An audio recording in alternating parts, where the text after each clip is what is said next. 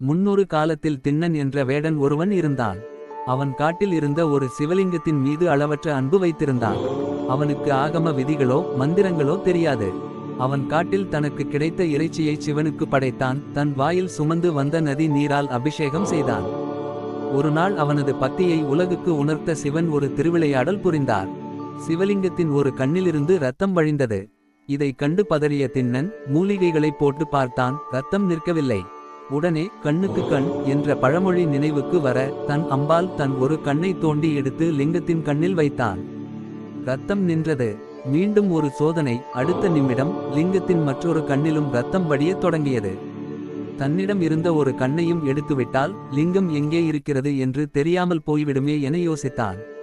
அதனால் தன் கால் பெருவிரலை லிங்கத்தின் மற்றொரு கண்ணின் மீது அடையாளமாக வைத்துக்கொண்டு தன் இரண்டாவது கண்ணையும் தோண்ட முயன்றான். திண்ணனின் இந்த ஈடு இணையற்ற அன்பைக் கண்டு நெகிழ்ந்த சிவபெருமான் உடனே தோன்றி அவன் கையை பிடித்து தடுத்தார்.